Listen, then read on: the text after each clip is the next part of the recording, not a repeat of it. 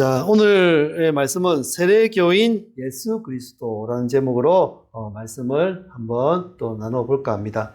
먼저 인사합시다. 우리 샬롬, 사랑합니다. 사랑을 나눕시다. 이게 우리 인사말이거든요. 손을 한번 들고 샬롬, 샬롬, 사랑합시다. 사랑합니다. 우리 사랑을 나눕시다. 다시 한번 해봅시다. 샬롬, 사랑합니다. 사랑을 나눕시다. 예. 자, 우리가 무슨 일이든 시작하기 전에 보면 늘 준비를 하는 것들이 있습니다. 뭐 꿈을 이루기 위해서는 공부를 한다든지, 또 그것을 위해서 열심히 연습을 해서 또 능력을 키운다든지 그렇게 하고요. 사업을 또 하려면 종잣돈을 또 모으거든. 그런 모습들을 가지고 있습니다. 오늘 본문은 예수님이 이제 공생애를 시작하시기 전에 세례를 받는 일인데요. 예수님도 아마 공생애를 시작하시기 전에 준비하시는 단계가 이 세례를 받는 것부터 시작하는 것이 아닌가 생각됩니다. 그래서 오늘 예수님의 이 세례받음을 통해서 준비하시는 예수님, 그리고 예수를 믿는 우리들이 예수님을 닮음으로 말미암아 예수님이 하셨던 그 일들을 말미암아 우리들도 우리의 삶 가운데 주시는 사명이나 또 우리가 삶 가운데서 또 준비해야 될 게 무엇이며 또 어떤 모습으로 살아가야 될지에 대해서 오늘 배울 수 있는 그런 시간이 되었으면 좋겠습니다. 먼저 우리가 본문을 들어가기 전에 이 세례에 대해서 세례에 대해서 여러 가지 얘기를 아마 하게 될 것입니다.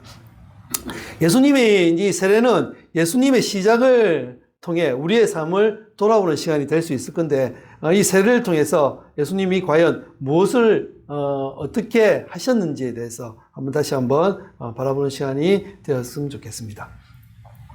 먼저 예수님은 공생하시는데 세례를 받으셨는데, 세례를 누구에게 받았냐면 세례 요한에게 세례를 받으셨습니다. 우리 9절 한번 볼까요? 잠시만요. 9절.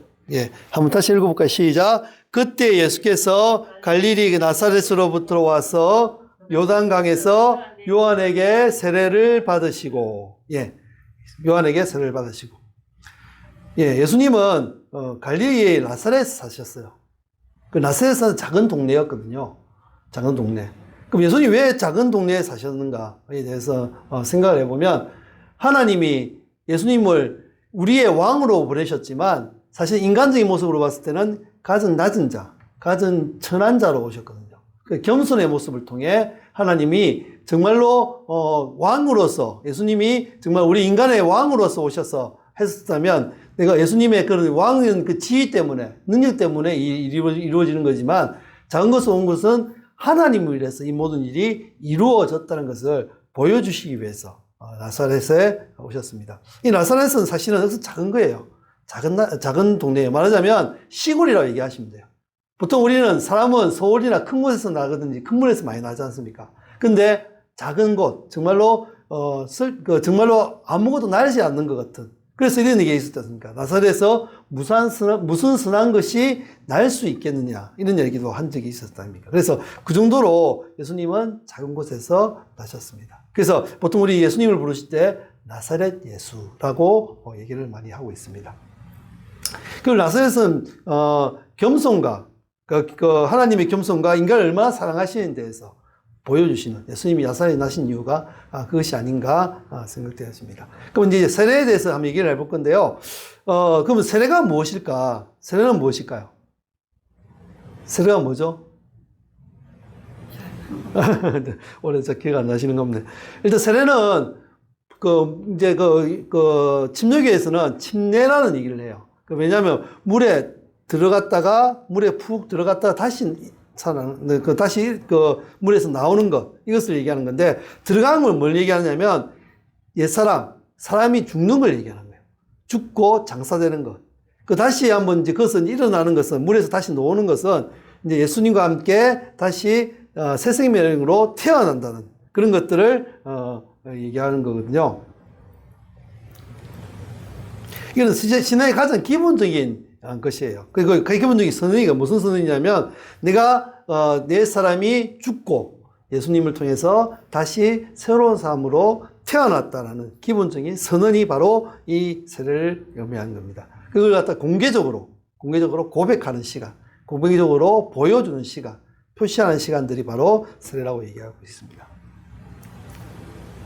그 물에서 나오는 것은 예수님과 함께 같이 부활해서 새로운 삶을 살아간다라는 것을 얘기하고 있습니다. 그리고 성령이 역사하심으로 인해서 우리가 제사함 받고 하나님의 자녀가 됨을 공식적으로 인정받는 그런 시간들이 바로 세례를 받는 시간이었습니다. 그래서 세례는 그 정도로 중요한 것입니다. 근데 예수님께서 왜 요한에게 세례를 받으셨을까? 예수님은 죄 없으신 분이잖아요. 세례는 죄 있는 사람이 받는 거잖아요. 근데 예수님은 죄 없으시는데 세례를 받으셨는데 또 특히 왜 요한에게 받으셨을까? 예수님도 세례를 주실 수 있는 충분히 그런 능력이 있는 분인데 왜 그러셨는가 대해서 한번 생각을 좀 해보는 시간이 됐으면 좋겠습니다. 그러면 먼저 우리 말씀을 한번 볼까요? 마태복음 3장 14절 15절 한번 읽어볼까요? 시작.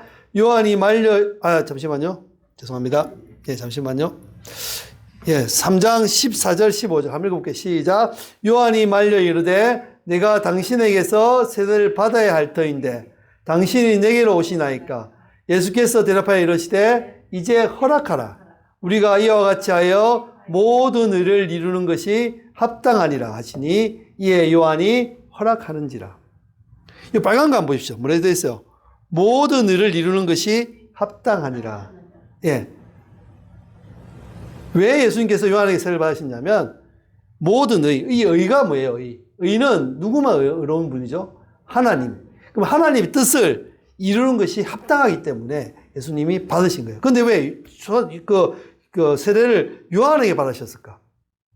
일단은 예수님의 그 공생의 시작은 세례라고 했지 않습니까? 그 세례를 받는 것을 보여주기 위해서 일단은 그때 세례를 줬던 사람이 요한이기 때문에 물로 세례를 줬기도 했지만 그 요한의 세례를 받으신 거고요. 두 번째는 세례 요한의 사역을 인정해 주신 거예요. 그리고 그것을 존중해 주셨던 거예요. 그만큼 이 요한이 했던 사역들을 인정하고 존중해 주셨던 모습들을 보여주시고 계십니다. 하나님도 보면 우리를 사역을 하게 만드시거든요. 그런데 그것을 존중해 인정해 주시기 때문에 우리가 하는 것을 그대로 보고 계시고 또한 우리가 힘들어할 때 도와주시는 것들도 그렇지 않을까. 그래서 우리가 사역할 때 그런 자부심이 있으면 좋겠어요. 우리가 그 세례 요한처럼 이 사역을 하나님이 주신 거야.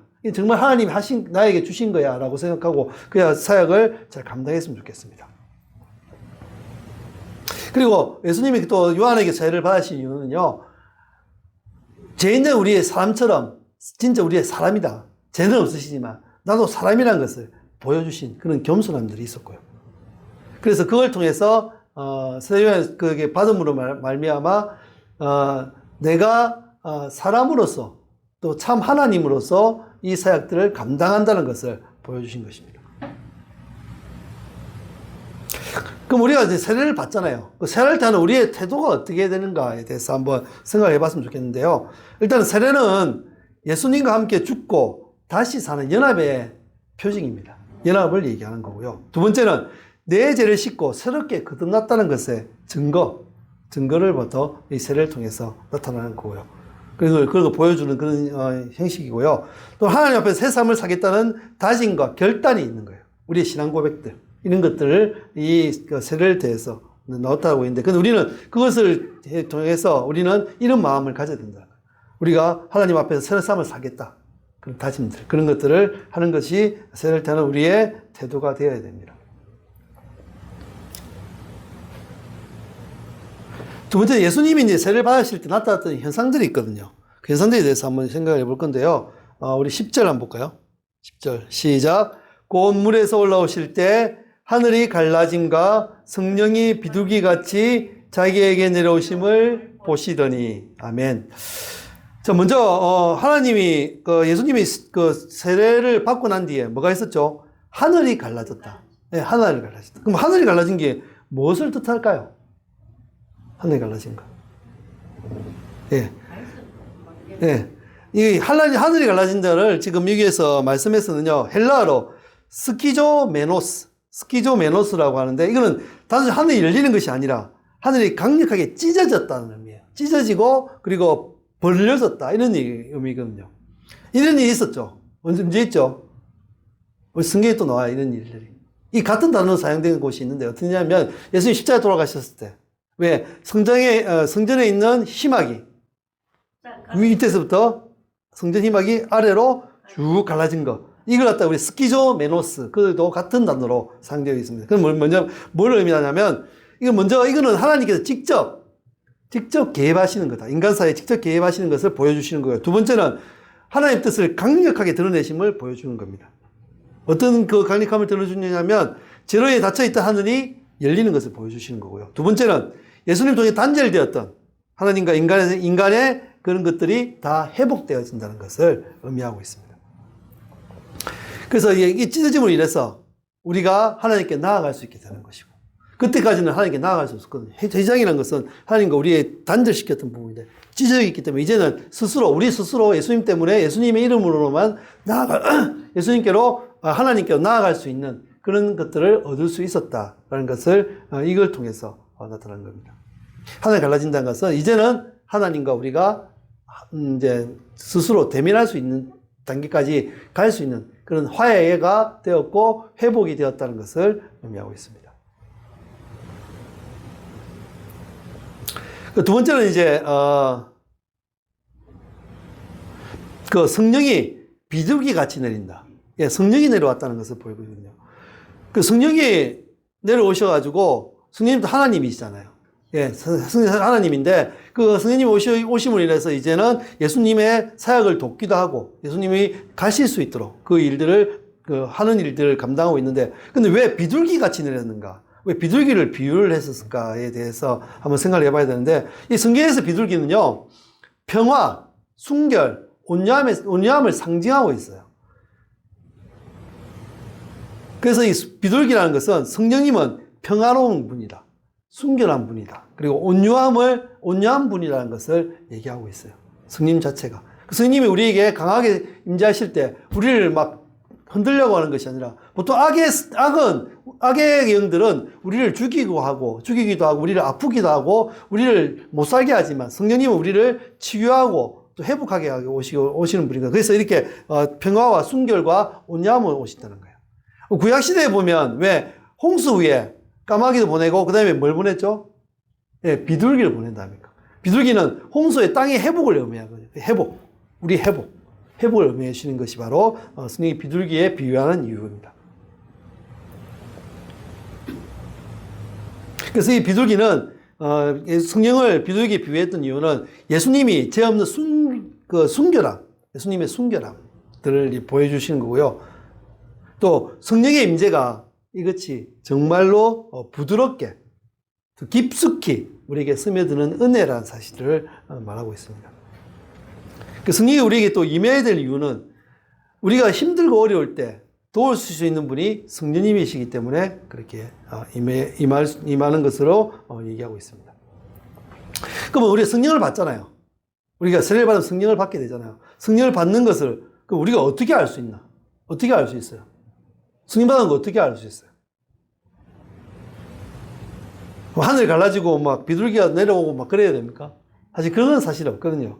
그럼 성령을 받았던 거 어떻게 알 수 있을까?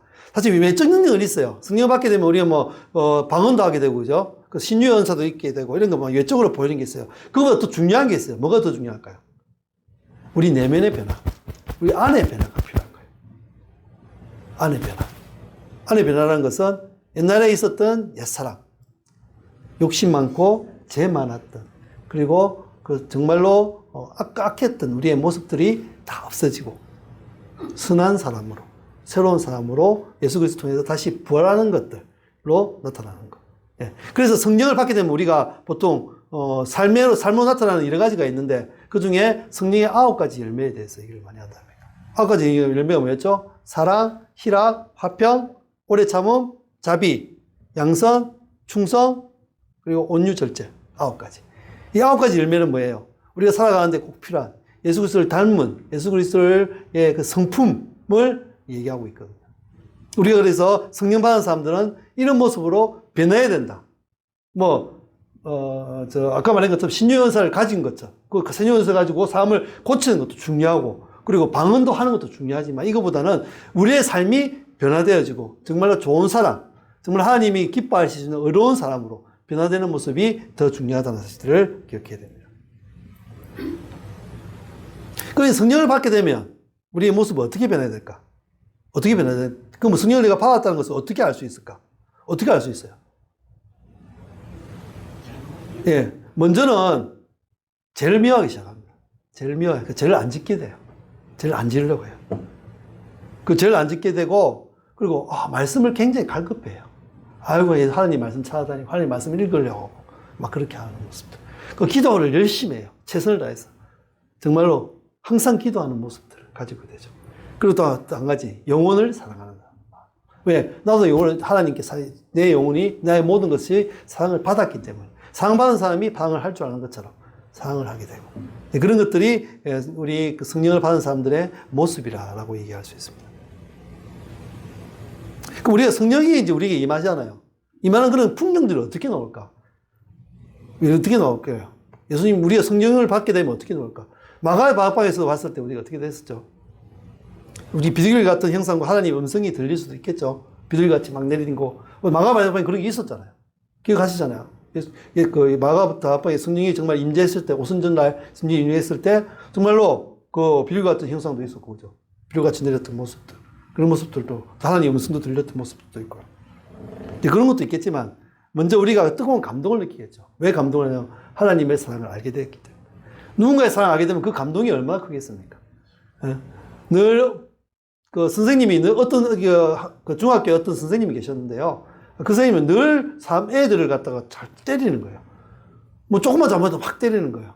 처음에 그게 이해가 안 됐어요. 아니, 선생님 맨날 그 말씀으로는 우리를 사랑한다는데 왜 우리를 자꾸 때릴까? 그 이후에 보니까 우리가 바르게 크기 위해서 그 손을 대신 거예요. 사랑에 매였던 거죠. 그 선생님 때문에 정말로 빗나가야 했던 애들이 빗나가지 않고 똑바로 살았던 모습들이 많이 있었거든요. 그것도 마찬가지로 우리도 그런 뜨거운 감동들을 느낄 수 있는, 사랑하게 되면, 그 사람을 알게 되면, 그 사랑을 알게 되면, 그리고 뭐죠? 제대로 깨닫고 그 죄에 대해서 깊이 통회하고 돌아오려고 하는 그런 마음들도 가지고, 또 그것을 성령을 받게 되면 또 우리가 몰랐던 것, 놀라운 지혜를 또 알게 되죠. 하나님 예수 그리스도를 믿으면 우리 구원을 받고 천국이 저기 있다. 천국을 믿지 않는 사람도 천국이 저기 있는가 보네 진짜. 천국이 있다. 천국이 있단다. 와, 그런 것을 발견하게 되고 또 사랑하게 되면 또 여러 가지 우리가 눈에 욕심 때문에 보지 못했던 것들도 보게 되고 그래서 지혜로운 사람이 되어지는 거죠. 그리고 담대한 용기와 능력이 그런 나타나기 시작하고 그런 것들이 바로 우리가 성령이 임하는 때 또 그런 모습들이 될 수 있습니다. 제일 중요한 건 뭐냐면 삶의 변화, 사람이 변한다는 거예요. 옛날에 있었던 그 사람들의 모습이 없어지고 정말로 새로운 모습으로 새 사람의 삶, 예수 그리스도를 닮은 사람으로 변화되는 것, 이런 것들이 우리 성령이 임할 때 다 나타나는 거고요. 그 하나님의 뜻을 깨닫게 되는 거고, 예수 그리스도를 닮아가는 그런 모습들이 성령이 임할 때 나타나는 우리의 모습들입니다. 그 우리가 또 세례를 받을 때 보면 예수님은 하늘에서 소리가 들렸어요. 그 소리가 들린 이유가 뭔가 한번 얘기를 해볼까요? 11장 한번 볼까요? 시작. 하늘로부터 소리가 나기를 너는 내 사랑하는 아들이라 내가 너를 기뻐하노라 하시니라. 아멘. 하늘에서 들리는 소리가 있었어. 어떤 들리는 소리가 있었죠? 뭐라고 했죠? 너는 내 사랑하는 아들이라 내가 너를 기뻐하노라 라고 하나님이 말씀하신 거죠. 그 먼저 하나님이 너는 내 사랑하는 아들이라 라고 먼저 말씀하셨거든요. 그 이유가 뭘까? 왜 그 말씀을 하셨을까? 왜 그랬을 것일까요? 우리 성령을 세례를 받게 되면 먼저 우리가 어떤 것을 먼저 알게 되죠? 세례를 받게 되면 일단 제사함을 받는다는 걸 알게 되죠. 그리고 우리가 하나님과 회복되어지죠. 하나님 우리를 뭐라 부르죠? 아들이라고 부른다며. 그러니까 결국은 뭐예요? 내가 하나님의 아들 되는 것을 보여주시는 것. 선포하는 것이 바로 이 말씀이었거든요. 예수님이 이제 세례를 받으시니까 그 전에 하나님이 내 아들이고 이런 얘기들을 많이 하시지 않았어요. 근데 모든 사람이 다 들을 수 있도록 예수님이 얘는 내 아들이야 라고 말씀하신 거예요. 내 아들이다. 이 내 아들이야. 그러면 내 아들이자 예수가 바로 나야. 나와 같은 하나님의 신성을 가진 사람이야 라고 선포를 하신 거죠. 그리고 예수님의 모든 사역 가운데 이 사역은 내가 하는 사역과 똑같은 거야. 그러니까 그 사역을 하는데 너가 다 도와주고 또 사역을 할 수 있도록 이 사역이 하는 모든 사역은 내가 하는 것이야 라고 말씀하시는 거예요. 옛날에 보면, 조선시대 때 보면, 암행의사가 있거든요. 암행의사. 암행의사가 가잖아요. 가면, 누구의 이름으로 가죠? 왕의 이름으로 가잖아요. 그 암행의사 하는 모든 일은 왕이 하는 일. 그렇기 때문에, 그거 마찬가지고, 예수님이 하신 일은 하나님이 하신 일. 예수님은 하나님 대신으로 이 땅에 오셔서 하나님과 같이 이 세상에 있는 하나님 일들을 감당하는 가장 큰 일이 뭐였죠? 우리를 죄에서 구원해 주시고 하나님 아들 삼아 주신 것. 구원이 바로 예수님이 하신 가장 큰 사역이었죠. 두 번째가 뭐라고 했죠? 내가 너를 기뻐하노라. 내가 너를 기뻐하노라. 왜 예수님께 내가 너를 기뻐한다라고 말씀하셨을까? 하나님. 그는 예수님이 정말로 내가 온전하게 만족하는, 그리고 내가 정말로 예수를 통해서 정말 모든 일들을 감당할 수 있는 그런 사람으로 보냈다는 것을 승인하시는 것이 바로 내가 너를 기뻐하노라라고 했던 얘기입니다. 그리고 예수님을 또 위로하신 거예요. 내가 너를 기뻐해. 그러니까 걱정하지 마. 내가 너와 함께 할 거야. 내가 너를 기뻐해. 네가 하는 모든 일을 내가 다 도와주고 네가 다 허락한 일이야 라고 말씀하신 거예요. 예수님 그렇게 받으신 이유가 뭐였죠? 세례요한에게 세례를 받으신 것. 예, 죄 없인 것. 죄 없인 예수님이 신이 사람에게 세례를 받는다는 것. 어떤 거예요? 정말로 겸손한 일이었잖아요. 그 겸손의 모습을 보여주신 예수님을 통해 예수님은 그것을 하나님을 기쁘게 보신 거예요. 그것을 굉장히 좋게 보신 거예요. 그래서 하나님이 그런 말씀하신 거예요. 그리고 예수님의 사역에 완전한 지지, 전적인 지지와 축복도 있었다는 거예요. 그리고 예수님이 그 사명, 이 사명은 정말 하나님 주신 거구나에 대한 확신. 그리고 그거 할 때 여러 가지 힘든 일이 있을 건데 하나님이 그래도 그것을 기뻐하시는구나 해서 위로를 얻는 그런 일들을 위해서 하나님이 예수님께 그렇게 말씀을 해 주신 겁니다. 예수님이 이렇게 이제 세례를 받으셨어요. 그래서 성령의 충만함도 받으시고 성령의 도우심도 받으시고 정말로 사람이 보기에도 그 주위에 있는 사람, 그 알고 있는 모든 사람이 보기에도 칭송받을 수 있는 예수님 이제 정말 하나님 아들이구나 이렇게 정말로 기쁘고 좋은 일들을 했던 그런 시간들이 되었습니다. 성령 받으시던. 근데 그 이후에 예수님이 어떻게 됐죠? 그 위에 한번 볼까요? 그 다음 말씀 한번 볼까요? 12절. 예, 한번 읽어보자. 시작. 성령이 광야로 성령이 곧 예수를 광야로 몰아내신지라. 예. 어떻게 돼요? 광야로 몰아내신 거예요. 왜 광야로 몰아내셨을까? 왜 광야를 몰아내셨을까? 말씀을 전하라고. 말씀을 전하라고요? 좀 더 뒤에 놓을 건데, 사단에게 이제 시험을 당하신 거예요. 우리도 보면, 영적으로 하나님 일을 감당하고 해가지고 굉장히 크게 성공한 적이 있어요. 성공할 적이 많이 있어요. 그때 보면 가장 위험한 부분들이 있는데, 그게 바로 사단의 시험, 유혹들이 있다는 거죠. 예수님이 먼저 이렇게 가신 이유는 우리도 그런 것들을 당할 수 있기 때문에, 그것을 이제 예수님이 본이 되는 모습들이 이 광야로 가신 겁니다. 근데 여기서 말씀을 보면 광야로 몰아내신다라는 말씀이 있거든요. 몰아내신다가 뭘까? 무엇을 뜻하냐면, 이 몰아내신다는 그리스어로 에크발로라고 하는데, 이 에크발로의 뜻은 내쫓다, 몰아내다, 추방하다, 던져버리다, 내던지다. 뭔 말 같아요? 강하게 밀어내는 거예요. 그냥 혼자 가는 게 아니고, 살살 걸어가, 혼자 그냥 스스로 가는 게 아니고, 밀어부는 거예요. 네, 밀어내는 거예요. 네. 왜 그러셨을까? 왜 그러냐면, 이 광야라는 곳이 무엇이냐면, 고난의 장소예요. 그 준비하는 장소고, 그 시험을 당하는 장소예요. 그럼 결국에 그건 뭐죠? 아까 말했잖아요, 우리가. 예수님 사역을 시작하기 위해서 먼저 했던 게 세례. 세례 받고 이제 충만함을 얻고 난 이후에, 그죠? 그 다음에 고난과 시험을 통해서 연단받는 것을 하기 위해서 광야로 몰아내신 겁니다. 결국 영적 단련과 정체성의 확립을 위해서. 가게 되면, 광야에 가게 되면 아무것도 없잖아요. 그래서 시험을 받게 되면 또 40일 동안 광야에서 시험을 당하시거든요. 뭐, 떡을 뭐, 떡대기에 떡으로 만들어서 먹어라. 배고프니까 먹어라. 그렇게 말하기도 하고. 또 뭐죠? 높은 곳에 떨어져라. 그럼 높은 데 올라가서 이 세상의 모든 걸 다 주겠다. 이렇게 유혹을 많이 하시죠. 그 사단이 유혹을 많이 하죠. 그 유혹을 다 방하셨잖아요.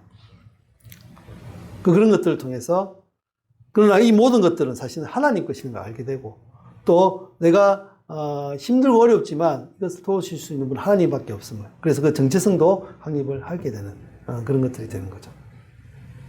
그래서 예수님은 광야에서 40일을 사단에게 시험을 당하십니다. 13절을 볼까요? 시작. 광야에서 40일을 계시면서 사단에게 시험을 받으시며, 예, 여기까지만 읽을게요.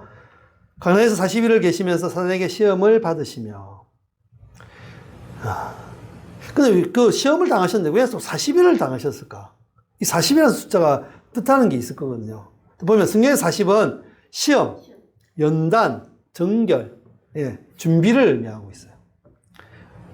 노아 홍수 40일 동안 있었죠. 기억하죠? 예, 그리고 모세가 시내산에서 십계명을 받을 때 40일 동안 있었어요. 그 엘리야가 호렙산으로 이제 갈 때 40일 동안 갔거든요. 또 이스라엘 백성이 40년 동안 광야생활을 했던 모습들. 이 40이라는 단어는 어떻게 보면 여러 가지 많은 것들이 있지만 시험 받았던 것, 연단 받는 시간들, 정결한 시간, 준비한 시간이 40일을 얘기합니다. 예수님의 40일 시험은 예수님의 이 40일 통해서 연단 받고 정결함 받고 시험 받는 시간이 되어진 것입니다. 그 40일 동안 예수님이 다 받으셨잖아요. 그 정도로 온전한 순종이 이 40일을 통해서 나타났다는 겁니다.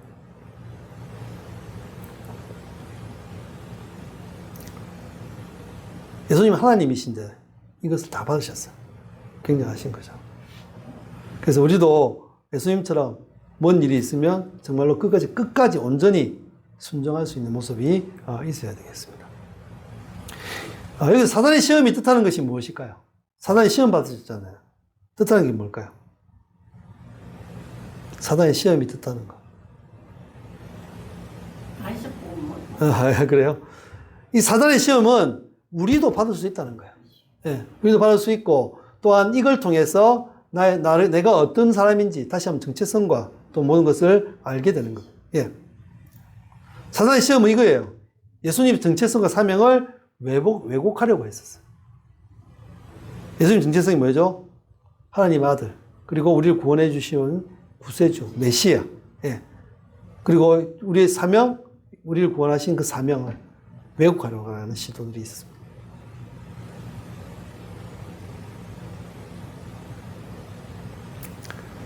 예수님이 십자가 지셔야 되는데, 예수님 하나님이시잖아요. 우리를 구원하시기 위해서는 뭐 그냥 하실 수 있는데, 그 고난을 받을 수 있나? 필요 있나? 고난 받지 말고 예수 십자가 지지 말고 그냥 구원해. 네가 영광을 받아. 이렇게 할 수도 있는데, 사단이 유혹을 했는데, 예수님께는 십자가의 고난이 없으면 절대로 우리를 구원해 주실 수 없거든요. 왜냐하면 죄의 삭은 사망이기 때문에, 사망이라는 것들 대신 해야지만 가능하기 때문에 해야 되거든요. 그래서 예수님께서 이런 것들로, 사단이 이런 것들로 유혹을 했지만 예수님 그것을 가감히 없애시고, 메시아의 길로 가게 되신 거죠. 이건 인간들이 겪는 근본적인 유혹들이에요. 우리들이 유혹을 받을 수 있거든요. 예수님처럼 우리도 이 유혹들을 이겨나가야 되지 못하면 우리가 하나님 주신 사명을 잘 감당하지 못하는 사람들이 될 것입니다. 그래서 사단은 이렇게 말해요. 사단은 이렇게 우리를 유혹합니다. 하나님 없이 자기 만족을 할 수 있는 것들. 먼저 세속적 가치를 먼저 구해라. 하나님 나라와 보다 그거 먼저 구하면 또 하나님 나라 뒤에 하면 되잖아.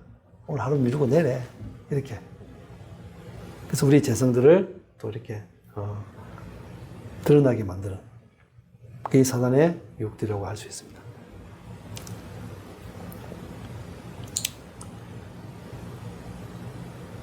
예수께서 사단에게 시험을 받은 이유가 있는데 그 이유가 무엇인가? 우리 이거 말씀 한번 볼까요? 우리 히브리서 4장 15절 한번 읽어봅시다. 시작. 우리에게 있는 대제사장은 우리의 연약함을 동정하지 못하시리가 아니요 모든 일에 우리와 똑같이 시험을 받으신 이로되 죄는 없으시니라. 아멘. 요 대제사장은 예수님을 뜻하거든요. 우리의 연약함을 동정하지 못하실 리가 아니요 모든 일에 우리와 똑같이 시험을 받으신 이로다.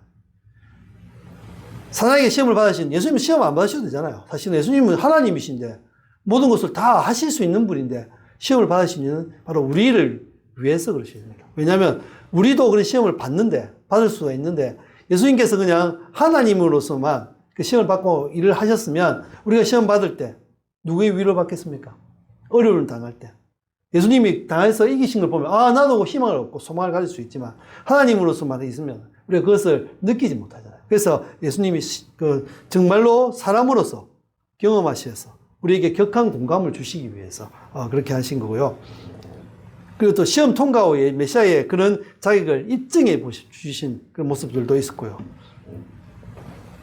또 우리가 사역에서 보면, 예수님 사역에서 보면, 맞아, 영적 전쟁이 많이 있을 겁니다. 그걸 대비하기 위해서 사람의 그런 모든 시험들을 다 받으셨습니다. 그리고 시험에 이기는 본을, 아까 말한 것처럼 시험에 이기는 본을 보여주셔서, 우리도 시험을 당했을 때, 우리도 이길 수 있다. 너도 이길 수 있어. 내가 이겼잖아. 근데 봐, 내가 다 이겼잖아. 이겨놨잖아. 그러니까 너도 그 시험을 두려워하지 말고, 시험을 당하고 이겨내라. 시련을 이겨내라. 라고 하나님이 본을 보내주신 거예요. 예수님이, 본을 보내주신 겁니다. 그리고 시험을 당할 때 낙심하지 말아야하기 때문에. 그래서 뭐랬어요? 내가 세상을 이겼다라고 말씀하시죠. 우리 말씀 한번 볼까요? 우리 요한복음 16장 33절 읽읍시다. 시작. 이것을 너희에게 이르는 것은 너희로 내 안에서 평안을 누리게 하려 함이라. 세상에서는 너희가 환난을 당하나 담대하라. 내가 세상을 이기었노라. 아멘. 예. 세상을 이겨서 우리를 평안을 누리게 하기 위해서 예수님께서 미리 이 사단의 시험을 그냥 받아주신 거예요. 어찌 보면 받아주신 거예요. 예수님 그게 다행인 거 아니라 다 받아주신 거예요. 하나님이신데 안 받아주셔도 되잖아요. 그런데도 받아주신 거예요. 우리를 위해서.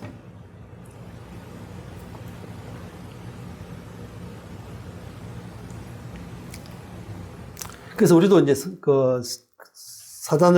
사단의 그런 시험을 받게 되면 우리 이 말씀을 가지고 다 이겨나갈 수 있는 우리의 모습이 되어야겠습니다. 왜 예수님이 이겼기 때문에. 예수님이 모든 세상을 이기셨기 때문에 우리도 이길 수 있다는 사실을 기억하시기 바랍니다. 우리도 성령을 받잖아요. 우리 성령 받은 후에 우리에 유의할 점들이 있습니다. 우리 예수님을 봤을 때, 예수님의 모습을 봤을 때 우리도 유의할 점이 있는 것 같거든요. 한번 살펴보면요. 일단 성령을 받고 성령 충만하다고 해서 유혹이 없는 건 아닙니다. 유혹과 시험은 그때도 오히려 그때 더 강하게 작용을 합니다. 왜냐하면 우리 영적으로 예민해져 있거든요. 예민해져 있기 때문에 그 영적 예민함들을 가지고 있기 때문에 이것들을 우리가 더 잘 알아볼 수 있는 거고요. 성령을 충만하고 있으니까 사단이 이제 위기를 느끼는 거예요. 하나님과 깊은 관계를 더 맺을까봐. 맺지 못하게 하고 더 강하게 유혹을 할 때가 많고요. 그래서 우리는 성령 충만을 받았을 때 이후에는 말씀과 기도로 깨어 있어야 돼요. 오히려 더. 성령 충만 받기 전보다 더 받았을 때 더 오히려 깨어서 기도하고 있어야 됩니다. 그래야지 우리가 영적으로 예민해서 우리가 그 사단의 유혹들도 바로 알게 되고 영적으로 예민하지 못하면 사단이 유혹해도 유혹인지도 몰라요. 모르고 지나가요. 우리가 욕심이 생기고 죄로 인해서 눈이 가려워지면 그것이 죄인지도 모르고 살 때가 많이 있습니다. 그래서 우리가 그때일수록 더 영적으로 깨어 있습니다. 말씀과 기도로 깨어 있는 우리의 모습이 되어야 돼요. 사단이 예수님을 유혹했던 말이 한마디 있었어요. 어떤 말로 유혹했냐면 네가 하나님의 아들이라면 이렇게 이야기해요. 그럼 우리는 어떻게 얘기해야 돼요? 어떻게 얘기해야 돼요? 나는 하나님의 아들이야. 나 하나님의 아들이야. 아들이라면 아니고 나는 하나님의 아들이야. 아들이기 때문에 안 해도 돼. 그건 안 해도 돼. 이길 수 있어. 네가 하는 모든 것들 다 나한테 필요 없어. 너는 하나님의 아들인데 뭐. 아들이라면 아니고 아들이야. 그렇기 때문에 할 수 있어라는 그런 우리에게 믿음의 고백들도 있어야 되겠습니다. 예, 우리 또 아까 읽었던 말씀 다시 한번 볼 건데 1장 13절 뒷부분 읽어봅시다. 자, 들짐승과 함께 계시니 천사들이 수정 들더라. 예. 여기서 이제 예수님이 그 광야에 들짐승과 같이 계셨거든요. 그럼 이건 무엇을 뜻하는가? 한번 좀, 얘기를 한번 해봤으면 좋겠습니다.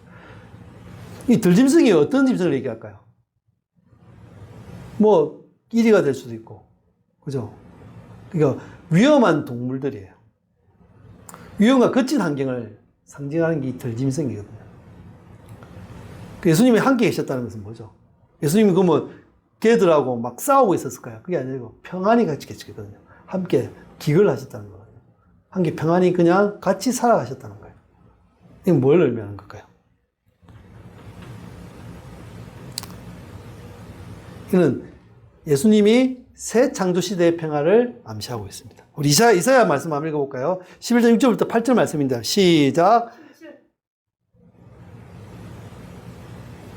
예, 7절. 잠시만요. 6절부터 7절까지 시작. 그때 이리가 어린 양과 함께 살며 표범이 어린 염소와 함께 누우며 송아지와 어린 사자와 살짐 짐승이 함께 있어 어린아이에게 끌리며 암소와 곰이 함께 먹으며 그것들의 새끼가 함께 엎드리며 사자가 소처럼 풀을 먹을 것이며 젖 먹는 아이가 독사의 구멍에서 장난하며 젖된 어린 아이가 독사의 굴에 손을 넣을 것이라. 아멘. 어떤 것을 좀 묘사하고 있는 것 같아요? 이사야 선지자가. 천국의 사물. 아까 말했잖아요. 새 창조.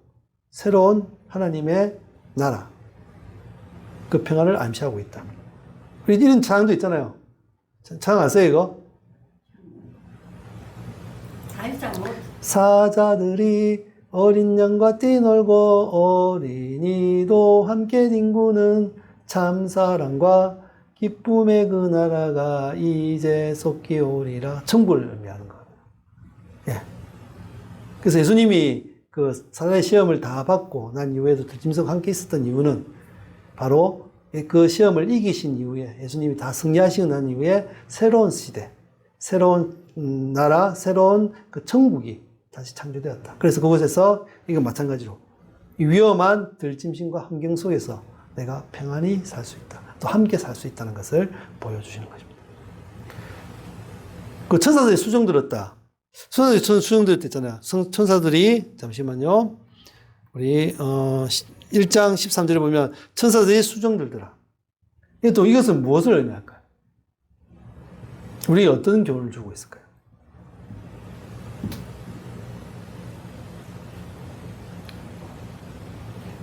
예. 이거는 예수님이 혼자가 아니라는 것을 보여주시는 거예요. 하나님이, 나는 너는 혼자가 아니야. 내가 너와 함께 늘 하게. 그래서 천사를 통해서 보내주셔서 하나님의 위로와 사랑을 보여주시고요. 그리고 고되고 힘든 영적 전쟁 중에서도 홀로 내버려 두지 않는다는 것을 보여주시고 있습니다. 그래서 눈에 보이지 않으나 하나님은 늘 우리를 도우시고 우리를 위로하고 공급하시고 계시다는 것을 보여주시고 있습니다. 그리고 이것이 뭘 뜻하냐면 하나님은 늘 너와 함께 하신다. 임마누엘에 대해서 말씀하고 계신 거예요. 하나님은 우리와 늘 함께 하신다. 그런 하나님의 놀라운 사랑들이 이것을 통해서 나타나고 있습니다. 예수님은 이제 세례를 받으신 분이에요. 그죠? 우리처럼 세례교회인 예수님. 예수님처럼 우리도 살아야 되지 않을까? 우리도 세례를 받은 사람이잖아요. 또 세례를 안 받았지만 이제 세례를 받으려고 하시는 분들도 계실 거잖아요. 그럼 그분들이 세례를 받고 난 이후에 우리도 예수님처럼 살아가야 되지 않을까? 그래서 우리 사랑하는 성도 여러분들은 오늘 예수님과 같이 세례를 통해 세례를 받고 난 이후에 강야 시험을 통해 우리가 어떤 신앙의 여정을 가야 될지 한번 생각을 해봤으면 좋겠습니다. 세례를 통해서 하나님 사랑하는 자녀로서 정체성을 다시 한번 생각해보고 우리 하나님 아들이야 어떤 짓을 알게 되고 그 또 주시는 성령 세례를 받고 난 뒤 주시는 성령을 통해 능력을 공급받아서 하나님 주신 사명 우리의 삶 속에서 또 강야에서 오는 모든 시련과 그런 시험과 그런 유혹들을 우리가 모든 것을 이겨나갈 수 있는 것들을 깨달아서 세상 속에서도 우리가 승리한 삶을 살아야겠습니다. 하나님께서 우리를 이렇게 말씀하셨습니다. 아까 우리 말씀에서 보여주던 것처럼 우리 다시 한번 볼까요?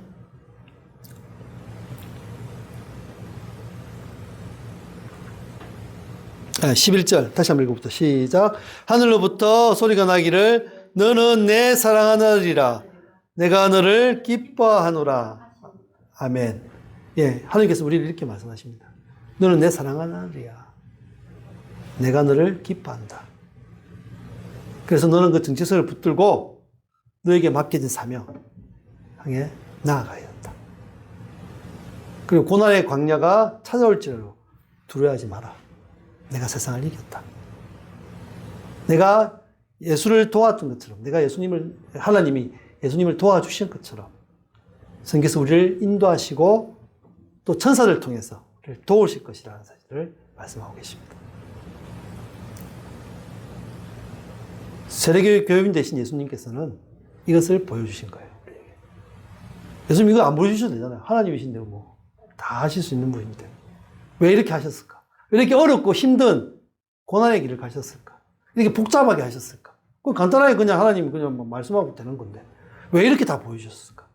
그것은 우리가 그런 삶을 산 것에 대해서 미리 보여주시고 본을 보여주셔서 그걸 통해서 우리가 그렇게 살아가라고 말씀하시기 위해서 보여주신 것입니다.